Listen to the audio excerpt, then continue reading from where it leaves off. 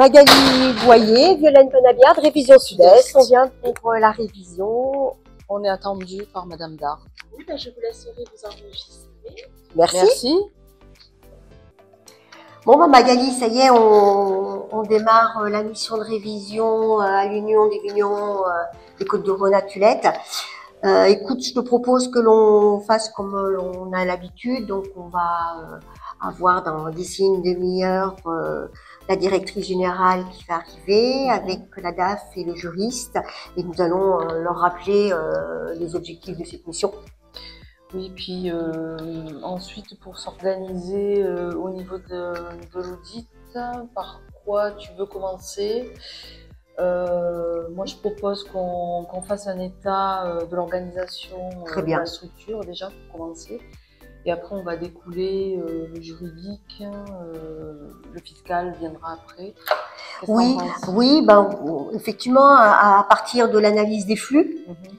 Des flux financiers, mais également des flux de produits, bien entendu, des relations avec, comme c'est une union, donc les relations avec les caves adhérentes, avec les structures filialisées. Une fois qu'on a fait ce travail-là, de toute manière, on ira sur le juridique qui forcément nous amènera sur la partie fiscale. Et puis, on aura également le président et vice-président qui vont venir et on verra avec eux comment justement tout ce travail de conformité, on va dire, peut les aider à prendre des décisions, peut les aider aussi comme support à leur projet de développement, parce que voilà, il y a forcément des projets dans une entreprise telle que celle-ci, et voir comment ça peut s'inscrire dans le juridique et le fiscal vont s'inscrire dans ce projet-là. Comment ça peut être le support de leur stratégie en quelque sorte, quoi. L'Union des vignerons des Côtes-du-Rhône a été créée en 1965. C'est une histoire d'homme. Nous allons bientôt fêter donc nos 60 ans. Nous sommes une union qui couvre un territoire de 12 000 hectares, qui représente 2000 familles de vignerons. Ce territoire, il s'étend entre la Drôme Sud et le Nord Vaucluse. Il couvre une dizaine de communes et se situe principalement sur le territoire de l'appellation des Côtes-du-Rhône. Nous avons ainsi la possibilité de couvrir une vingtaine d'appellations des Côtes-du-Rhône avec des terroirs sous des influences climatiques différentes, ce qui va nous permettre de travailler le savoir-faire de l'assemblage, sur lequel je reviendrai notamment en évoquant le domaine de Galuval. Notre union est plus connue avec sa marque emblématique, Cellier des Dauphins, qui elle aussi va bientôt fêter ses 60 ans puisqu'elle a été créée en 1967. Mais nous avons aussi bien d'autres marques. Nous avons également la Résistance qui porte toutes les valeurs de la coopération durable, mais aussi Boissy de l'Aigle, une marque qui est plus destinée à des circuits prescripteurs.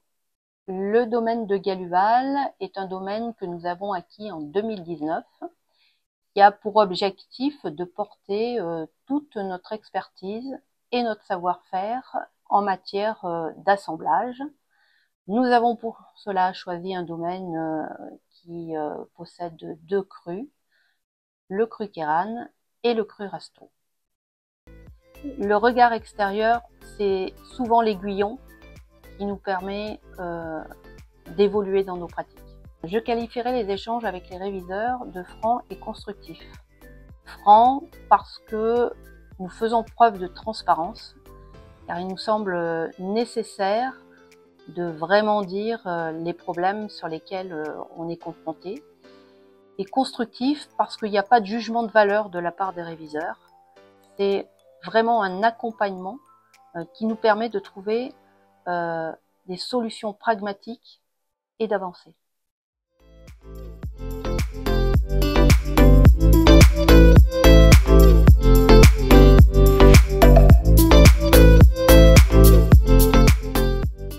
C'est vrai que le fait que nous ayons préparé la mission en amont sur l'ensemble des documents qui nous ont été envoyés, c'est vrai que ça nous aide quand même à pouvoir être dégagés de certains points et donc se consacrer énormément à leur écoute et au questionnement.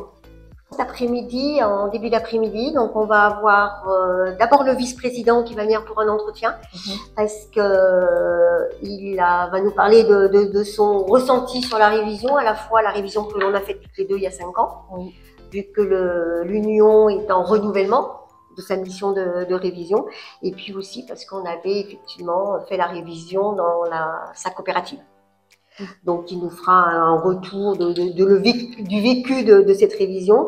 Et puis arrivera après le président, qui a été nouvellement élu au mois de juillet, et qui, lui, nous parlera aussi de ses attentes au niveau de la révision. Il serait intéressant également, puisqu'il est nouveau, ce président, de voir son ressenti par rapport à son conseil d'administration. Très juste. Il n'était pas présent jusqu'à présent. Et d'ailleurs, à ce propos, j'ai ramené le guide. Très bonne idée. Donc, ça serait intéressant de voir s'il y a des besoins au niveau de la gouvernance, et notamment le test, qui est intéressant à faire.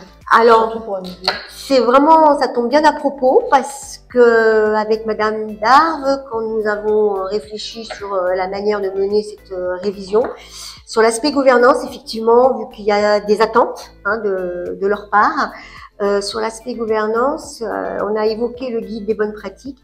Et effectivement, il est fort probable qu'ils nous proposent, on verra ça cet après-midi, de passer une journée avec eux pour l'évaluation à travers les 45 questions, l'évaluation de leur gouvernance à travers ces questions-là. Donc, ça pourrait être effectivement une continuité de la révision très intéressante et surtout très opérationnelle en termes de gouvernance.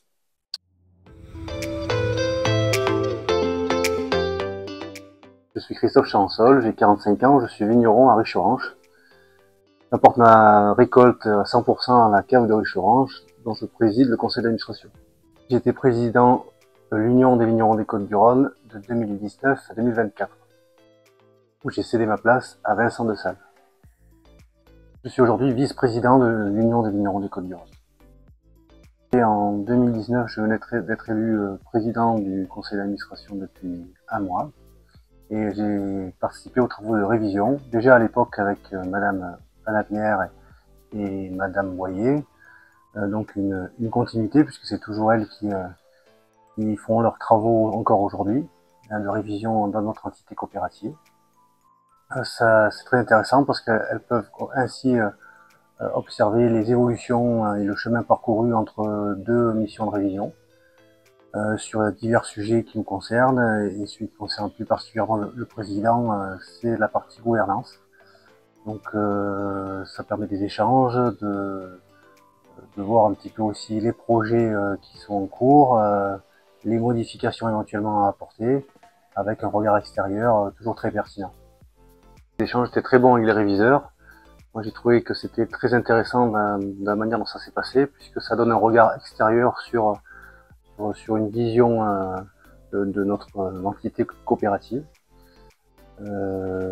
Beaucoup de questions ont été abordées et à chaque fois ça a été très intéressant et amené de façon constructive. Vincent Dessalles, je suis président de l'Union des vignerons des Côtes-du-Rhône depuis le 8 juillet dernier. J'ai 50 ans et je suis vigneron sur les communes de Pumérat, de Piégon. Je suis vice-président de la cave de Pumérat, après en avoir été le président au début des années 2010. Alors, quand on est président d'une grande union comme celle des Côtes-du-Rhône et qu'on voit arriver la révision, on se pose beaucoup de questions, on pense que ça va être du temps perdu, que ça va être une complication administrative, et pas du tout, parce qu'avec les réviseurs que nous avons eus, ou les réviseurs peut-être, puisque c'était deux dames, ça s'est très bien passé. Elles nous ont aiguillés sur certaines pistes d'évolution dans le fonctionnement de notre union. De plus, la révision s'inscrit totalement dans le modèle coopératif durable que nous avons et nous permet d'élaborer ensemble un fonctionnement tourné vers l'avenir. Alors, comment se prépare une mission de révision? Tout simplement, en préalable à l'intervention, nous demandons à la coopérative ou à l'union de nous transmettre une liste de documents que nous préparons en amont.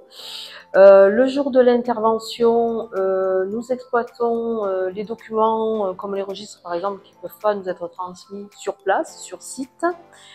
Nous avons également des entretiens avec les administrateurs. Nous exploitons les enquêtes d'administrateurs qui nous ont été transmises également en préalable. Et dernière phase, c'est la restitution de nos conclusions auprès du conseil d'administration, au cours duquel, si nous avons relevé des manquements, nous donnons un délai pour corriger les manquements. Au bout du délai, il y a établissement du rapport de révision.